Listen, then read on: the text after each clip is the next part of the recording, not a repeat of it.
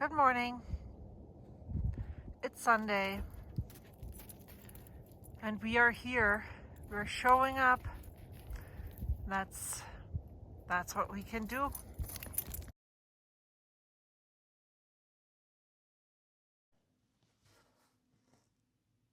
I'm just going to say her name. Renee Good. She was killed on January 7th by ICE agents.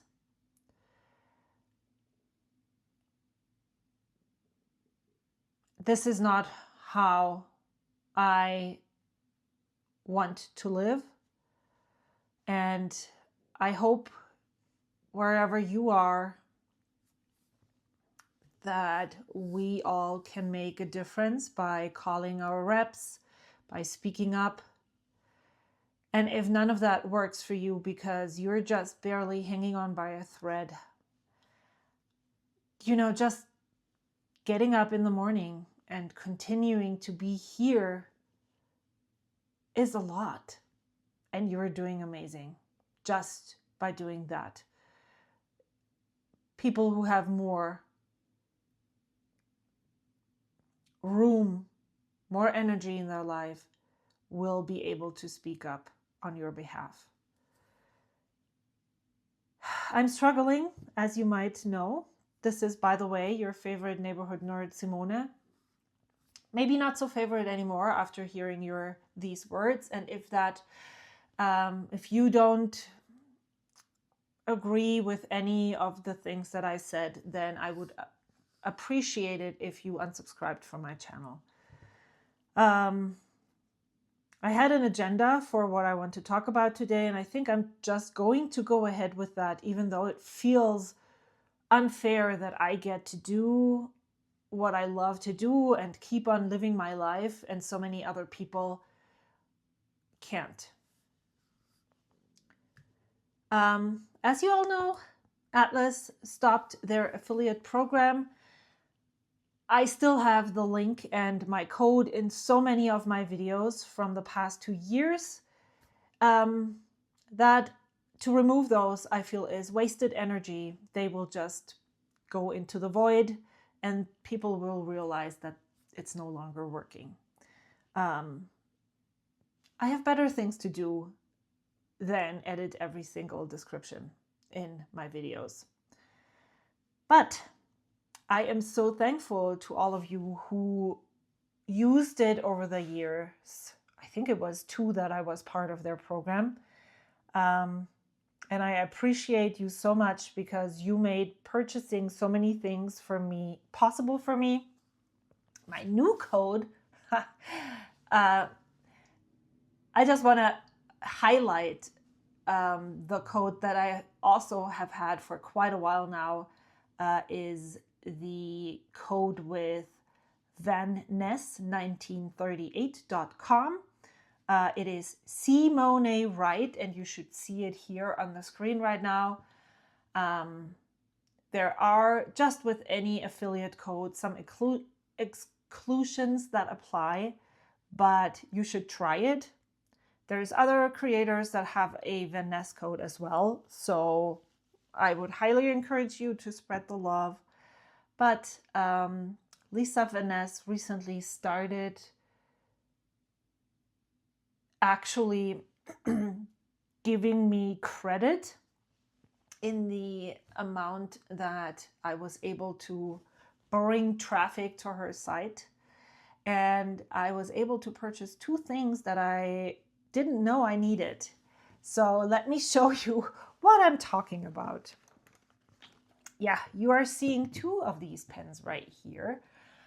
There's a little story that I want to tell.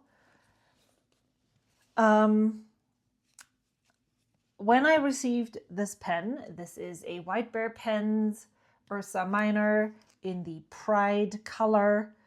I Frankensteined this pen with a Pilot Custom 74 nib, and it worked really well. I loved having that nib on there, and I thought, okay, well, I love the Pilot Custom 74 nib, the medium nib, so much. I need a fine.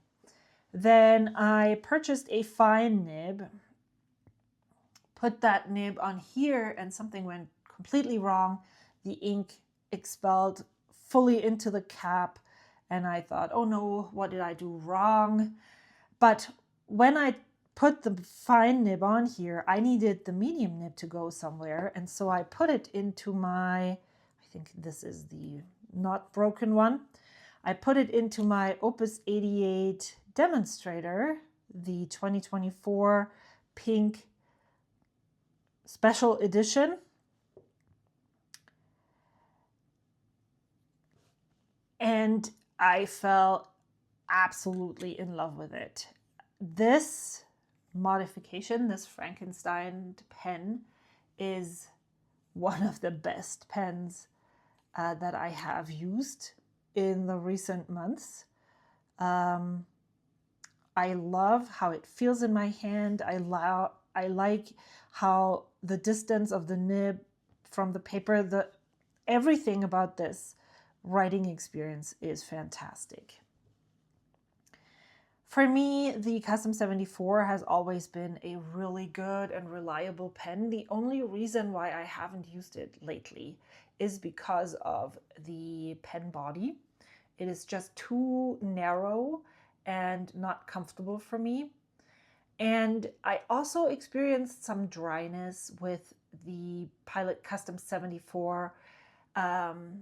Sometimes I felt like the Conforti converter that I used with the 74 was just too small. The ink wouldn't flow well.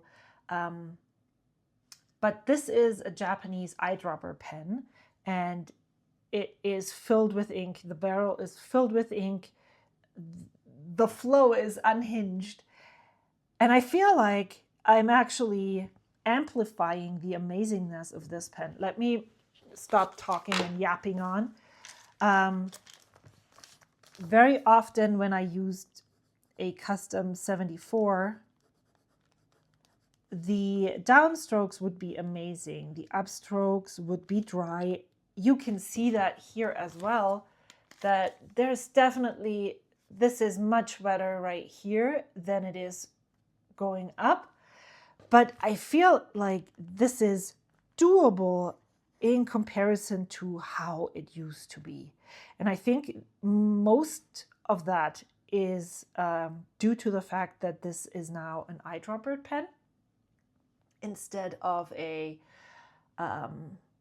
cartridge converter pen. Now, okay, so I used this. Then I had the fine nib on here, did not work at all. Ink would just pool out of the nib and collect at the bottom. And I wasn't sure, did I do something wrong when I assembled the section, nib and feed? What happened? So I removed it from this pen and took it out, put it back into its original pen body, tried it, worked well. Well, this pen had some issues, but it worked well. Then I took the section and nib, put it all back together and put it on this pen, and it worked well as well. So I decided to pull out my broken Opus 88, this one. Yes, Opus 88 was kind enough to replace this pen when I dropped it. I offered to pay for shipping. They just sent me a whole new pen. When I dropped it and broke the rod, but actually this pen works even when this is broken. So I tried it out and I loved how it worked. And that led me to thinking about, well, now if this broken one works so well with this Custom 74, maybe I need another pen body for this so that I can house this fine nib permanently in a pen. And as you can see, it works really well. The difference of the line between the fine and the medium is just so huge. I knew this, but also I completely forgot. So let me just do this. This is the medium.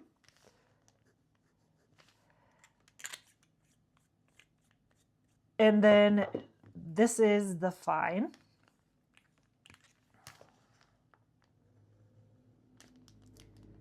And there is like, something is missing here. When I realized how much finer the fine nib was than the medium, I went on the hunt for a medium fine custom 74. Because once your girl is obsessed, she is really obsessed. And also, I feared that the price changes in the beginning of this year would just make this custom 74 completely inaccessible for me. So I went on Amazon. I had the fine medium or medium fine in my cart for a week. And I watched it slowly increase from 160 to 213, which at the time then that it went to 213 meant that I wouldn't be able to purchase that pen anymore. However, I did some Googling and then I found the custom 74 on AliExpress, which that is sus. For $100 on AliExpress, okay. I had just gotten my very last Atlas Stationers payout and I had sold pens, so I had enough money to cover the costs on my PayPal account for the Pilot Custom 74 in fine medium from AliExpress. And I took one for the team so that we could see if that is actually a thing that I would recommend. Now, it did not come with the original packaging, which again is kind of sus. Why wouldn't you send the packaging? Are you not allowed to sell these pens? It looks real. The nib looks real. The pen looks real. Let me show you the nib. Now I just did some dry writing. It doesn't feel scratchy. It doesn't feel less bouncy. Maybe these are pens that don't pass quality control. I have no idea. Maybe I'm just too suspicious of things that are super cheap, and maybe the noise that everything is getting more expensive hasn't reached AliExpress sellers yet. Or they're just making so much money that they don't care. I have this definitely is not an official Pilot, what do you say? It's a gray market pen is what I'm trying to say. So I would like to commemorate this pen in my ink journal. And I would also, let me continue with my story. And then, as I said, Vanessa has just the middle of December started actually giving me basically like maybe 5%, 10% of the sales that I'm bringing in. And so I was able to get these two pens in quick succession. So I went from 0 to 100 in 5 seconds, basically. I completed this 2024 limited edition set, which is so awesome. I had never seen before. Well, I have never had the green pen in my hands, but this is the pink demo, has green writing on the cap, 2024. And then this is the green demo, has pink writing on the cap, which I think is so awesome. I would love for them to make another one. maybe with this color and just add to the single colored demos because I love them so much. Now, I don't necessarily need any more because I think I'm complete now, especially with the price hikes. I don't see myself getting a lot of new pens in 2026. She says in January. Let's see how that is going to go. Especially today is January 11th, I think. Yes. Today is January 11th, and I'm going to the Philly Pen Show on Thursday. And I've already seen a pen that I would love to add to my collection. I will definitely share some footage, hopefully from the Philly Pen Show, as well as a haul. At the moment, I think I'm not going to buy a lot, but we will see how that is going to work out. However, just as an FYI, even if I may go overboard in Philly, trying to have a lot of self-constraint. I'm not sure if I'm able to do that. I definitely know that at this, at the way maker pens as well as gold nibbed fountain pens, in general, all of the pens have increased in prices so much.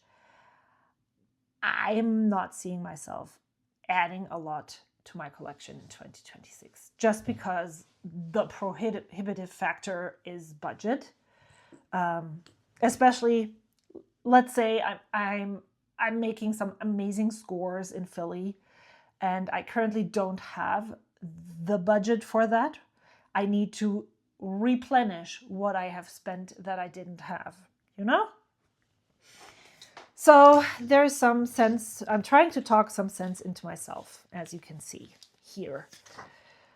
So what I want to do is dip test this nib, and then we will see. What I want to do is dip test this nib. Maybe I want to mod it first and then dip test it after. Also, where would we want to try this? So I needed to test this fine nib before I got any of these new pens because of the issues that I had with the ink. I would hold my pen like this, and you would be able to see, wow, you can't see anything. You would be able to see the ink running down here and then pooling at the tip of the nib. It doesn't do that anymore. So I'm glad. I will then put this back into the broken pens once I'm done with this filling. I'm just so in love with how all of this works. I want to show you the line variation so that if you are in the market for a custom 74, unfortunately the fine medium is not available through retailers here in the United States, and I'm not really sure why that is. Oh my goodness. Because I think there's so many people who really love those fine nibs from Sailor, who has a medium fine and who sells the medium fine in the United States. And I feel like that's a totally missed opportunity for Pilot.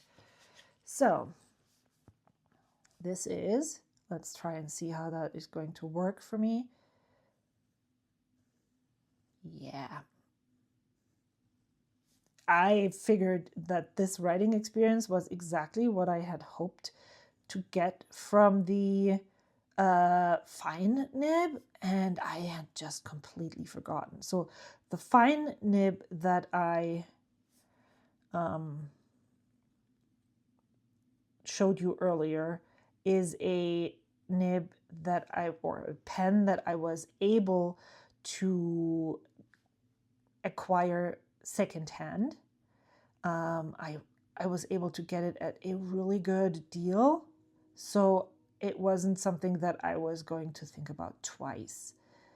And I do really love how it writes. It was just so fine in comparison to the medium nib that I just completely, I was so stunned by how fine it was. Sometimes my S's are a little tipsy. They fall over. If you would put them, standing them up by themselves, they would just like whoop, fall onto the side.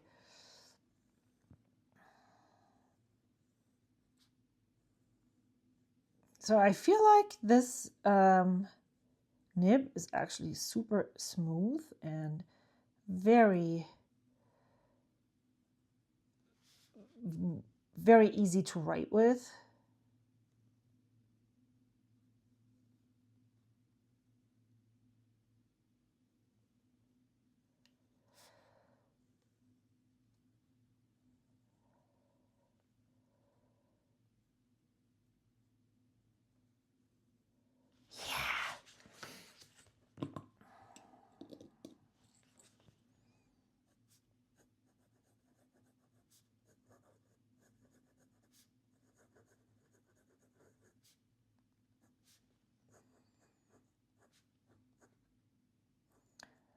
Well, and this is a medium fine,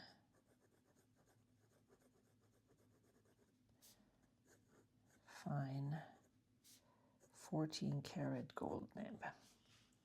So let's do downstrokes, side strokes, upstrokes, and this is, let me show you again. This is what I feel like is the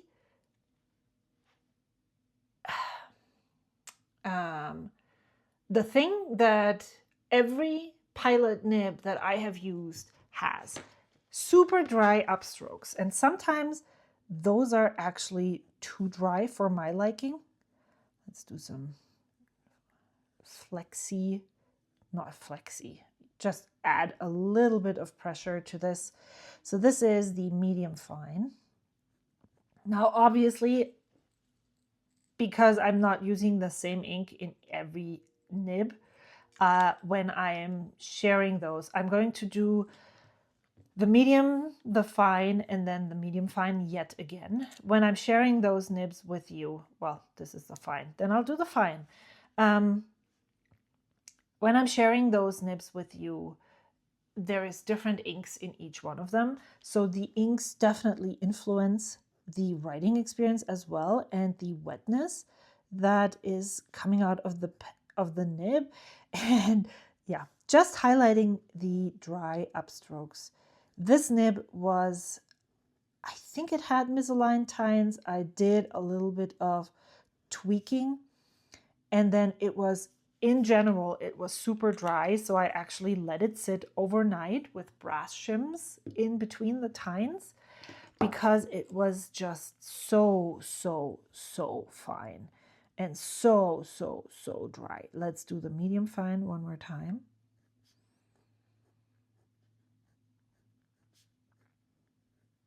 And I really like, what I think this dry upstroke does is give you line variation, or especially with inks that are shady, that shade, you will get some shading with this nib because of the fact that it applies more and less ink. So you have that color variation in your writing with these pilot nibs. Medium fine one more time, and then the medium nib, which this was my very first gold nibbed pen, and I have loved it since.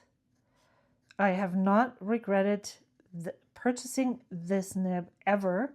The only thing that kept me from using it was the fact that this is such a skinny, narrow pen. So I will put my first impressions down here later. Will I? Yeah, let's play with the inking stuff first. And I also need to clean this nib. But we're gonna go in there like animals. And what I'm going to do should not, there is a Con 40 converter included in this pen. So I'm gonna take my paper towel, I'm gonna take this, hold it like so, and then I'm just going to twist. But I'm twisting this part, not the other part. And then we have the nib and feed right here. So let me get some of my yellow dirty water to clean this.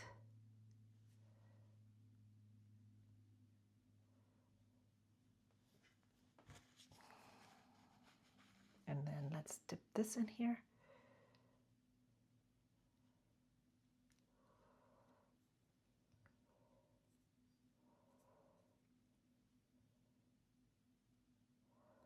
Okay. So I want to show you something. And I need to stop the camera and grab all the things that I need for it. So I was going to show you, ooh, I almost dropped this. This is a Skogsy Choya fountain pen. This is one of the, has the biggest cap size and can accommodate nibs, stacked nibs and things. Skogsy, Zach, that's his name, of Skogsy pens. His philosophy is to be able to accommodate as many nibs as possible. So, for instance, a stacked nib or a long number 8 nib would all fit in here.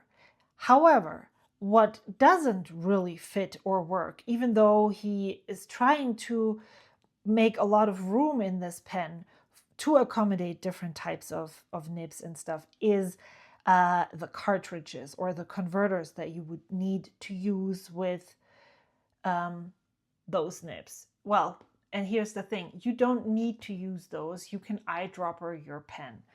And the limitations that you have with your Frankensteining is not the nib or the housing, fitting that into the section is usually not the problem. The problem is coming with the converter. So if you do not want to eyedropper your pen, then you're very limited to Frankensteining a small portion of nibs. Like Sailor converters usually fit in all maker pens, or any maker pen that I have tried so far. My Sailor converters fit. Now let me see if I have one here. No, doesn't look like it.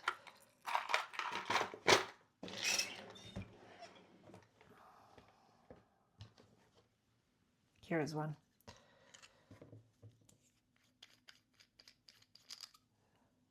Here's a Sailor. The diameter of the Sailor converter is super tiny and narrow, so it will fit into sections that other converters will not. Like if this is a monarch nib and takes an international standard cartridge, but if we put this on the back here, it goes in easily. See? This works. It would work if this was the right converter type or knobbin in the back, but look how long it is. And I'm going to show you the next thing that is going to happen. This will fit in here as well. This will fit in here as well. Now, if I put this in here, let's say it goes in deeper, then I am limited. I can't even put the back on here at all. Even if everything would work in the front with my housing, all the things would work out really well. This is where the limitations come in. So the Con 70 does not work. This one works. However, I think it is too short. And I think this is the only section in my whole collection where this converter would fit. This will work almost in every maker pen that I own. Like, even if it doesn't fit snugly on here because it's the wrong connection, it still fits in here completely. And the Con 40 is very similar to the Sailor converter, so you will have basically what you can do most of the time is use a Con 40 with pilot stuff and use a Sailor converter in those maker pens, and you will most likely not run into any problems. But if you want to use platinum pens, most likely the converter will not fit. And then you will have to eyedropper your pen, which isn't the biggest problem. Now, let me show you one more thing that you need to be mindful of when you eyedropper a Opus 88. And I actually need this to show you. Look how the back of this section is open to accommodate a converter that sticks in here like that. The back of the Opus 88 housing is not. It is made for a Japanese eyedropper, and it is super narrow, super tiny, in order to be able to seal the section from the ink compartment here with this knob. It needs to be narrower and like concave. Is that what it is? And so if you get a housing, let's try this and screw it off because we also don't need this. There's also a seal ring in here that I'm not using, I don't think, with my pens, because that is to accommodate for this little knobbin in the JoWo housing, which again, if this was trying to push through, it wouldn't work. So we need to get that out. But I wanted to show you how do I show this? So a section or the feed of a pilot pen looks like this. Look at how wide this is. Look at how much wider the housing that goes around this and the nib needs to be in comparison to the JoWo housing. So this is going to be super wide and it won't be able to fit through here. This will fit, but if you put anything more around it to create that knobbin where the converter sits on top of, this is a standard international converter, you would have on the section for the pilot pen, you need something that does the exact same thing, like this tiny knobbin here on the back of the JoWo housing. You need a big one to accommodate and create a secure fitting for this cartridge. So when you order your sections from Flexible Nib Factory, which to my knowledge is the only store where you can buy these types of things, these Frankenstein housings, you need to be aware what you want to do with your pen.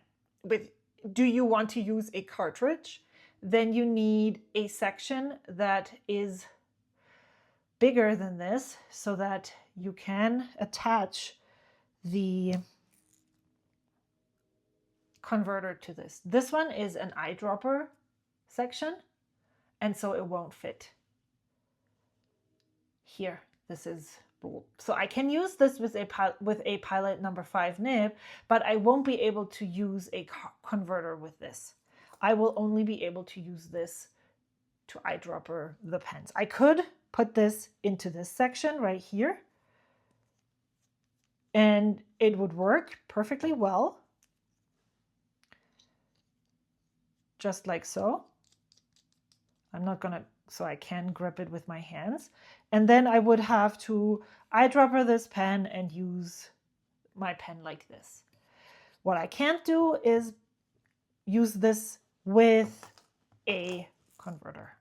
Just trying to, even though it sticks in here and it is tight, it won't actually have a connection to the section here. And that's what you need. But the eyedropper housing will fit into this section like this without having a problem with the narrow opening here in the back. So what I need to do is get this out, and we need a tool for that. And that tool is probably not the right thing here. Nope. Can I go through this like that? Nope. Is this going to work? Maybe. This is so flimsy that I won't even be hurting anything in this. And when you purchase your Opus 88s, you usually get another one of these O-rings so that in case you lose it or in case it breaks, you can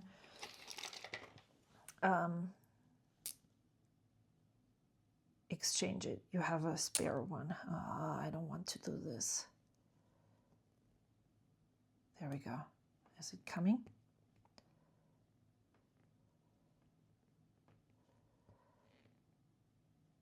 Let's do it. Let's go. Come on. There we go. So I got this out, and now let's try and see if this works. The Pilot nibs have this little groove on top of here that fits the nib perfectly. So when I put it on here and I move it around, there is a specific position where it feels like it nestles in perfectly. Then I hold this like that, and then I'm going to just try and gently shove it in. This is not all the way in yet, so I need to use a little bit more force, and I think, let's compare it to the other nibs. I think this is how it's supposed to look. Wow. Yep. And you can also see that this comes out a tiny bit, so I think it's all the way in the back. Yep. And then I can screw this in here. But I think what I want to do is actually, I want it here.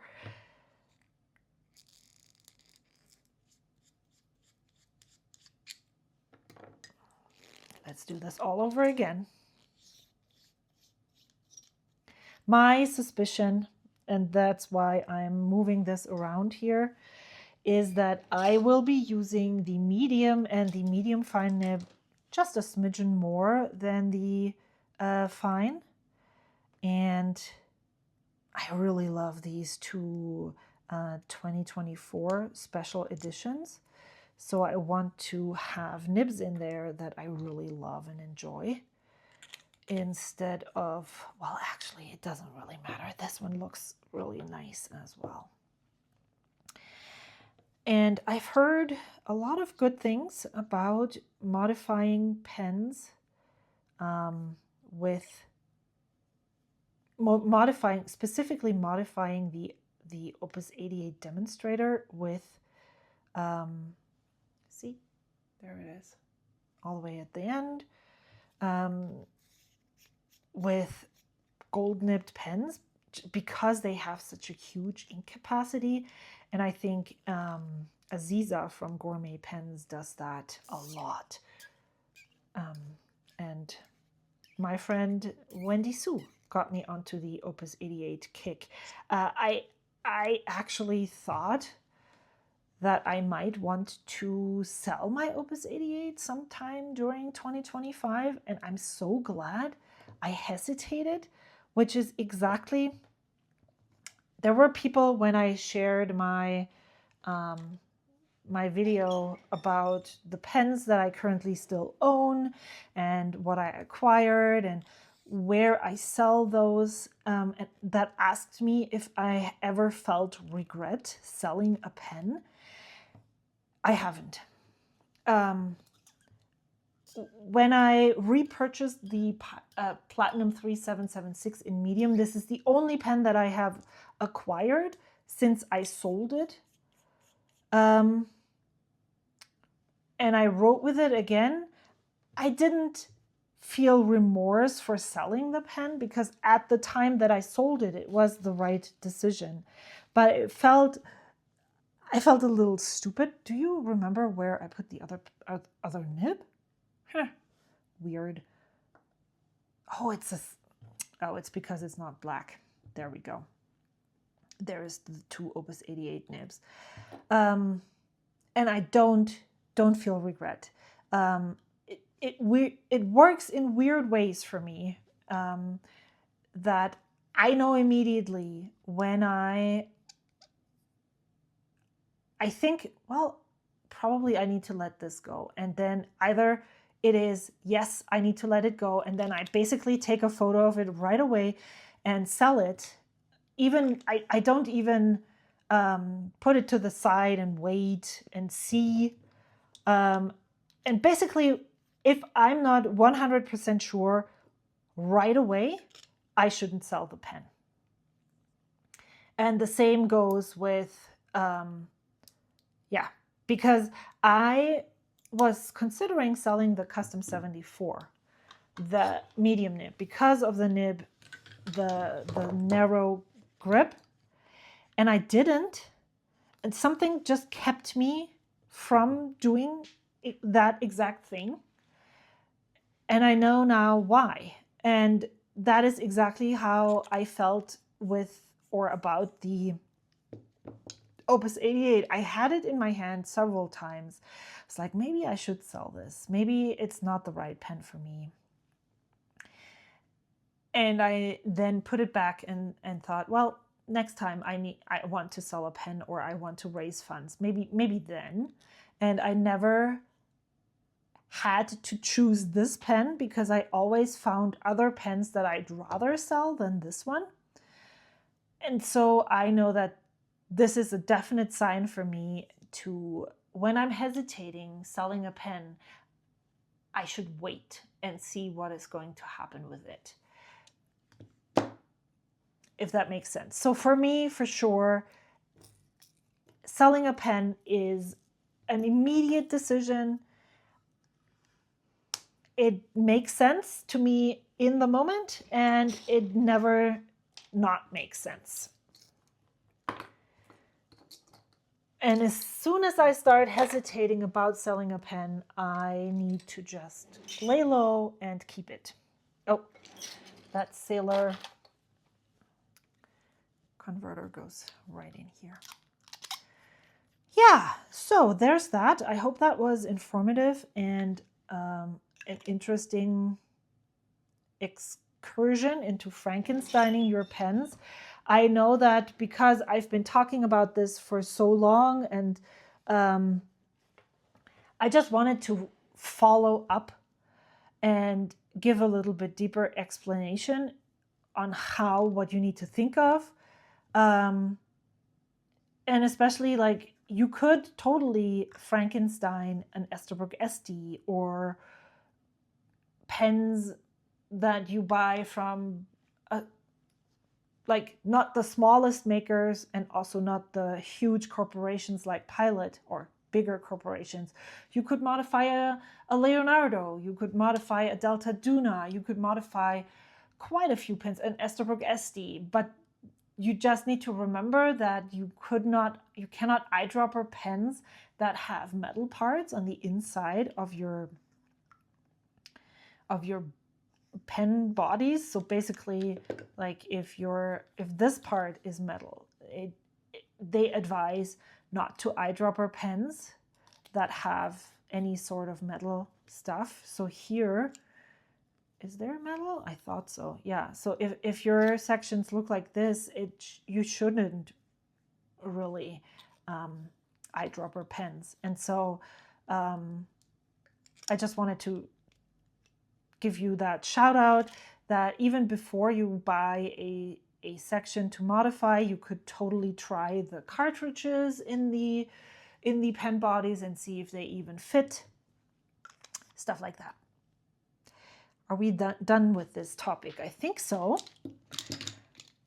I decided to just keep this inked until it's empty. It's almost done. And then move the nib over after cleaning this. And then I will have a triplet of Pilot Opus 88s. The fine, the medium fine, and the medium. And I'm super excited about that. I know that I don't necessarily need 3 pens for these 3 nibs. You could just have 1 pen and then just swap the nibs around. As I am not someone who matches pens and inks, it just breaks my brain to remember which nib is in what pen. I currently would much rather have each nib that I want to use on a regular basis housed in a pen. And then I know, oh, the Monarch medium nib is in the Skogsy pen. And then if I want to use the Monarch nib, this is the pen that I'm using with it. But yeah, you can just have 1 pen and swap around a ton of nibs if that is something that you're going for. So this would qualify as overconsumption, which I know it does not. In my mind, overconsumption is not something that I am participating in when I'm having multiple fountain pens. I refuse to let the blame be put on the consumer.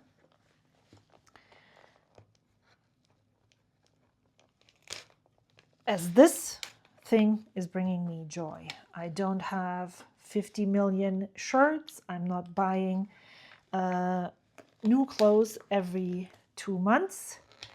And so I don't know. Totally off topic and got myself into some really big divisive thing yet again. I guess that's why life is political, or at least I feel like my life seems to be political all the time. Yeah, I have seen a pen. We will see. By the time you watch this, I already know if I was able to get that pen or not. I know that a friend of mine is looking at that exact pen as well. So I'm like, are you getting it? Is it the cost that is prohibitive? Are we going to race? Are we going to fist fight? Yeah. But the pen that I saw is yet again probably going to be extremely expensive. So I don't know. Most likely the reason why I won't be able to get it is because of the cost.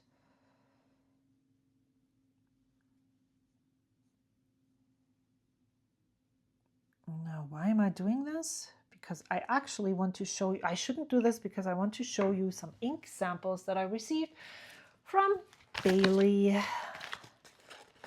She sent 3. Where's the 4th one? What? It's happening.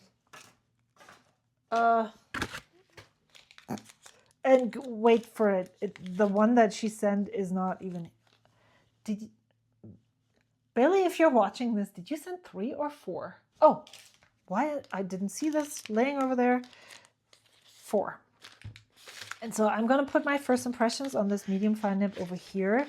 So I'm just going to turn the page around and write something right here with, no, not again. This one, let's use this one, Diamine Bubbly. It's a shimmer ink, and I'm going to do kind of a title with this. So this is kind of an inky video, I guess. Besides the fact that I haven't been really able to journal in my creative journal because it feels wrong. Maybe I should just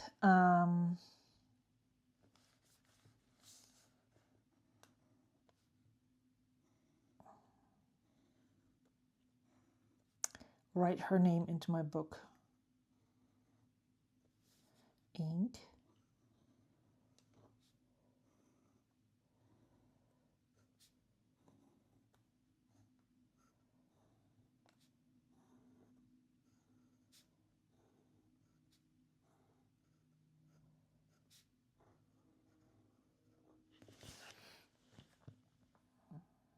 And then we'll do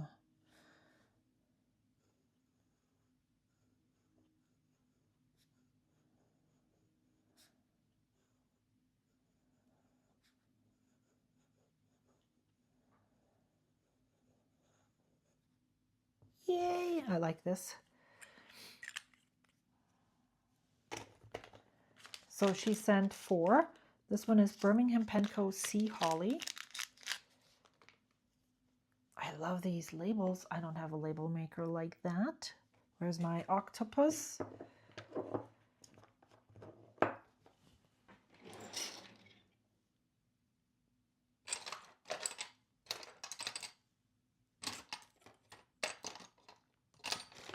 I was considering briefly to use, look how yellow this is, to use this for my swatches, but I just love this Swink from Wendy Sue, and it just makes me so happy to use it, so I just will continue to do that. I've been thinking about videos that I can make, and over the holidays I had a lot of ideas to make a Snippets video as well as 2 regular videos, even though at this point, what's the difference even? I'm just not a professional YouTuber. But so I want your opinion. Not that it really matters because I'm just doing what I want anyway. But let's assume that I want your opinion and that I'm taking it into consideration. Wow. BPC.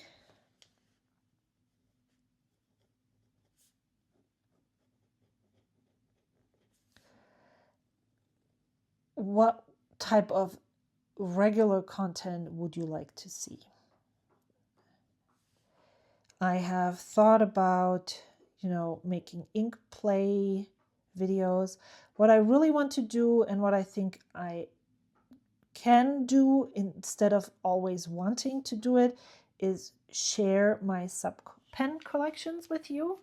And I thought that, no bleed through, this is an old Tomoe River paper Hobonichi notebook, and Birmingham Pen Co. is, for me, is hit or miss. Sometimes it bleeds through even the best paper, and sometimes it doesn't. So it's really interesting to me how that actually works. So let me tell you about my fountain pen videos. So I thought I would share my sailor nibs, my pilot nibs, and if I'm Frankensteined pens and have those nibs in other pens, then I would show those to you. I want to show you all my maker pens, so then those would be doubled, which I think is totally okay because not everyone watches all the videos. Then I would like to share a video on all the specialty nibs that I have.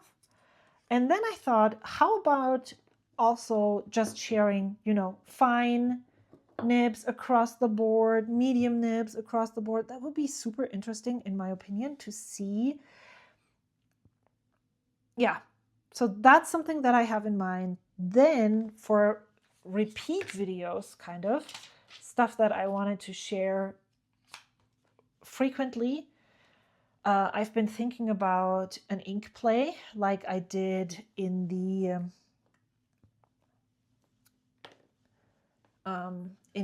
Advent. And not all of the ink plays I would want to film, but just maybe one every other month or so.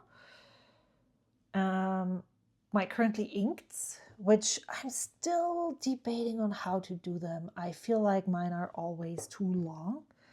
And I'm not sure that I want to dedicate 2 videos. Like, this is my currently inked video. And then this is Ferris Wheel Press Lures of Lock.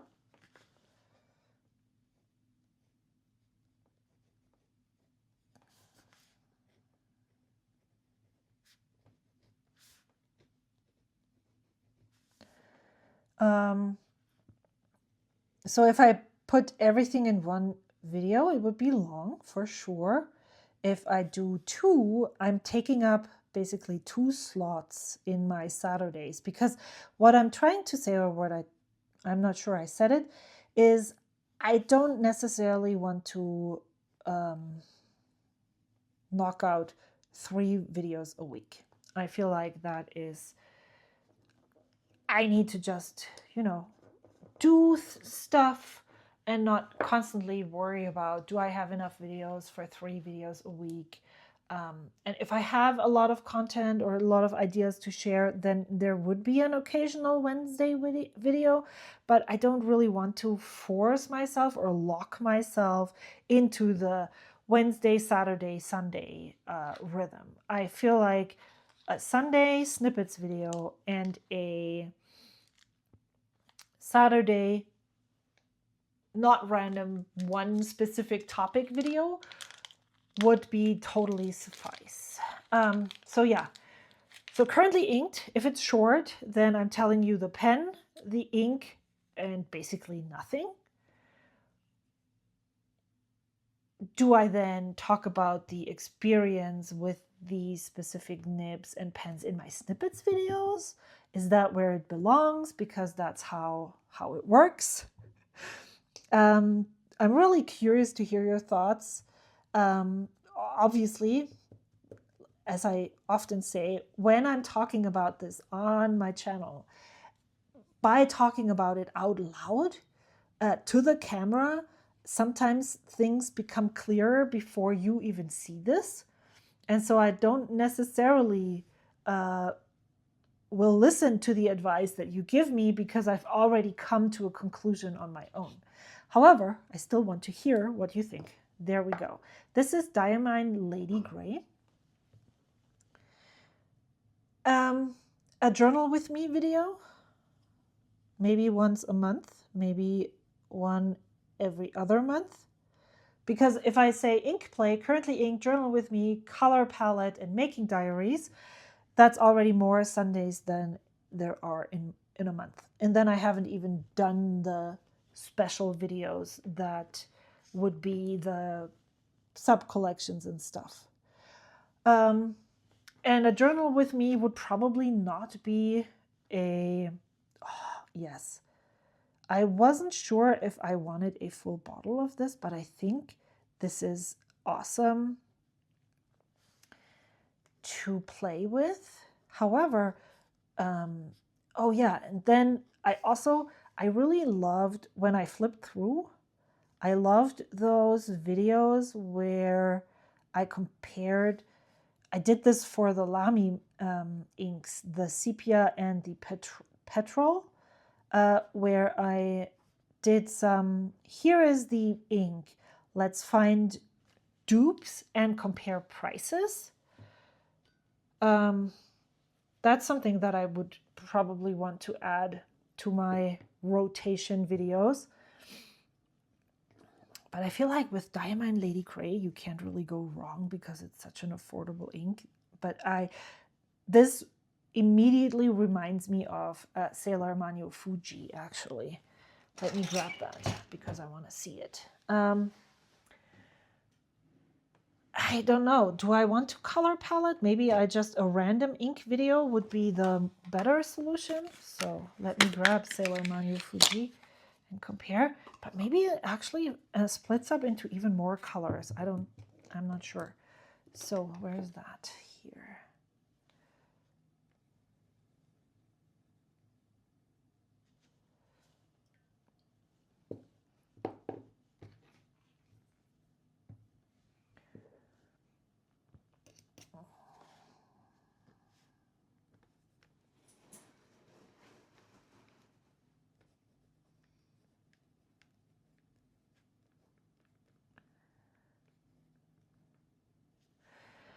Huh? I don't know. Maybe there's too much ink over here. But we can compare the writing for sure. I used the same nib, so that should be a thing. I just recently purchased it because I loved it so much. Didn't know that Lady Grey was exactly the same, kind of. Yeah. So what do you think? Color palette videos? Yes, no? Journal with me?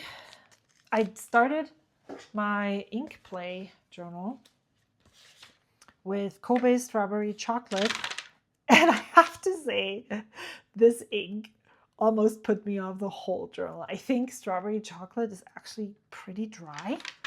I want to experiment some more because I haven't really gotten the impression. I know that from experience, I know that MD paper makes nibs feel a little drier than they normally are, but this was like such a struggle to get the ink from my brass nib. Man, I don't know. And then last ink that we have here is, I have never heard this ink, Aura Mill Purple Forest. I have no idea what this is, who makes it, where it comes from, no idea what it is at all. I would have to do some research. And I think we're already a lot long into the video. So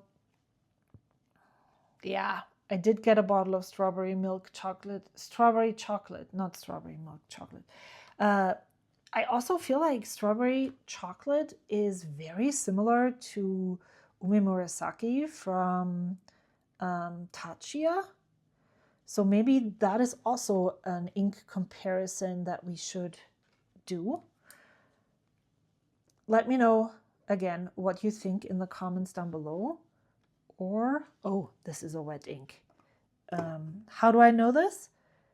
Aura Mill.